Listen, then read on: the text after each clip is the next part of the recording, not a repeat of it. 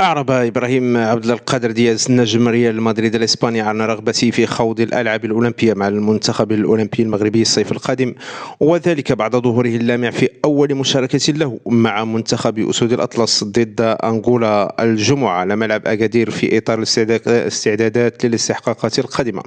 وأبرزها التصفية المؤهلة إلى بطولة كأس العالم 2026.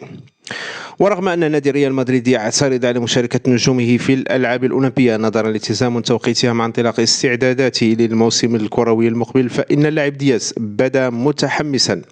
لخوض جميع المسابقات مع منتخب المغرب. وفي هذا الإطار قال إبراهيم دياز في تصريح لصحيفة ماركا الإسبانية في أعقاب ودية أنغولا إنه فعلا يرغب في خوض جميع المسابقات مع منتخب المغرب بما في ذلك الألعاب الأولمبية. وتابع: سأرى ما إذا كان بمقدوري خوض الألعاب الأولمبية برفقة منتخب المغرب تحت 23 سنة. سأحاول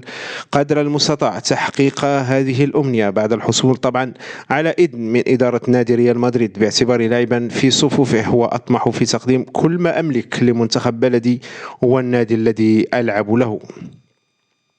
ووفقا لمعلومات من مصدر مسؤول بالاتحاد المغربي لكرة القدم رفض ذكر اسمه، فإن مشاركة إبراهيم دياز في الأولمبياد ستكون إضافة نوعية لمنتخب المغرب تحت 23 عاما نظرا للمهارات العالية التي أظهرها في ودية أنغولا. وأضاف المصدر أن الاتحاد المغربي سيعمل جاهدا للحصول على ترخيص من ريال مدريد حتى يتمكن اللاعب دياز من خوض الأولمبياد برفقة كتيبة المدرب طارق اسكيتيوي،